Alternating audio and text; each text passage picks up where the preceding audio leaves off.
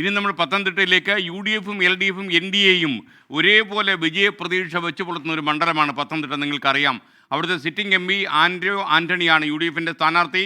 അതേപോലെ മുൻ ധനകാര്യമന്ത്രി ഡോക്ടർ TM തോമസ് ഐസക്കാണ് LDFിൻ്റെ സ്ഥാനാർത്ഥി. AK ആൻ്റണിയുടെ മകൻ അനിൽ K ആൻ്റണിയാണ് NDA സ്ഥാനാർത്ഥിയായിട്ട് അവിടെ മത്സരിക്കുന്നത്. അതുകൊണ്ട് തന്നെ വലിയ ത്രികോണ പോരാട്ടമാണ് അവിടെ നടക്കുന്നത്. നമ്മുടെ പ്രതിനിധി S വിജയകുമാർ പത്തനംതിട്ടയിൽ നിന്നും തത്സമയം ചേരുന്നു. Vijayakumar, good morning.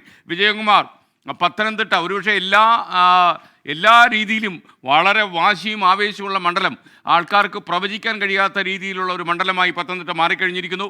എന്താണ് അവിടെ നിന്നുള്ള ഹൃദയത്തെ ശ്വാസമെടുപ്പ് കൂട്ടുന്ന ഒരു റിപ്പോർട്ട് എന്തായിരിക്കും?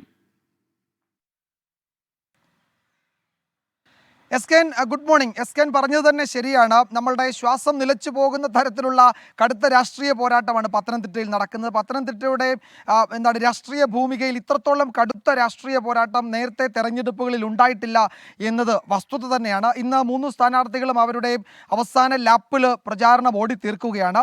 വൈകുന്നേരം ഉച്ചയ്ക്ക് ശേഷം പത്തനംതിട്ട ടൗണിൽ കലാശക്കൊട്ടിന് 3 മുന്നണികൾക്കുമുള്ള സൗകര്യം പോലീസ് അല്ലെങ്കിൽ സ്ഥലം അനുവദിച്ചിട്ടുണ്ട്. എല്ലാവരും ഒരു സ്ഥലത്തെത്തി വലിയ ബഹളമുണ്ടാകുന്ന മട്ടിലേക്ക് കാര്യങ്ങൾ പോകരുത്. വളരെ ഹീറ്റാണ് പ്രചരണ രംഗം. അതുകൊണ്ട് തന്നെ അനിഷ്ട സംഭവങ്ങളിലേക്കൊന്നും പോകാതിരിക്കാനുള്ള ക്രമീകരണം കൂടി പോലീസ് ഏർപ്പെടുത്തിയിട്ടുണ്ട്. ഡോക്ടർ തോമസ് ഐസക്, LDF സ്ഥാനാർത്ഥി, അദ്ദേഹം നമ്മളോടൊപ്പം ചേരുന്നുണ്ട്. രാവിലെ ഞാൻ അദ്ദേഹത്തെ കാണാൻ അദ്ദേഹം താമസിക്കുന്ന ഈ വീട്ടിലെത്തിയിരുന്നതാണ്. അദ്ദേഹം നമ്മളോടൊപ്പം ചേരുന്നുണ്ട്. എങ്ങനെയുണ്ട് താങ്കളുടെ തെരഞ്ഞെടുപ്പ് ജീവിതത്തിലെ ഏറ്റവും കടുത്ത രാഷ്ട്രീയ പോരാട്ടമാണ് ഇവിടെ എന്ന് ഞാൻ കേട്ടു. എന്താണ് തോന്നുന്നത് അവസാന ലാപ്പിൽ? തുടക്കത്തിൽ ഒപ്പത്തിനൊപ്പമായിരുന്നു. ആരാണ് മുന്നിൽ നിന്ന് പറയാനൊന്നും പറ്റത്തില്ല. അഫ്കോഴ്സ് നമ്മൾ പറയും ജയിക്കുന്നൊക്കെ.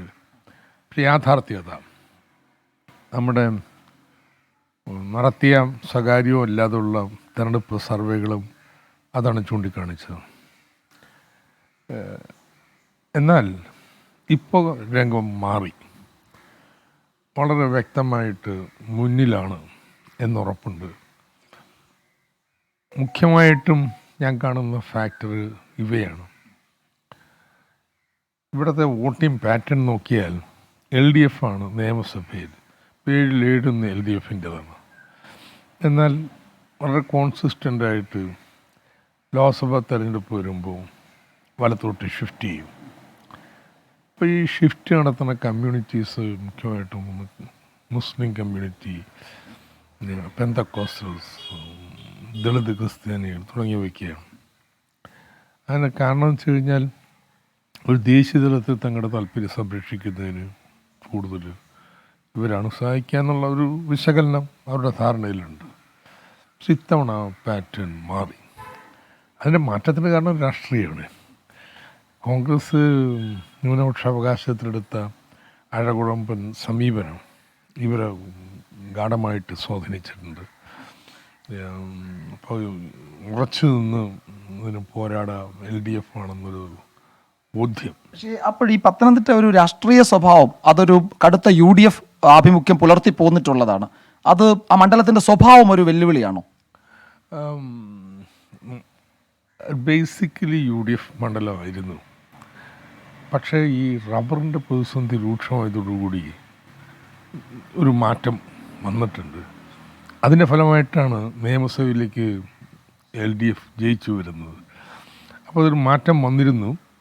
ഇത്തവണത്തോടുകൂടി ആ മാറ്റം പൂർണ്ണമാകും എന്നാണ് ഞാൻ കരുതുന്നത്. എങ്കിലും ഒരു ബേസിക് UDF അഭിനിവേശമുള്ള മണ്ഡലമാണെന്നതിനെക്കുറിച്ച്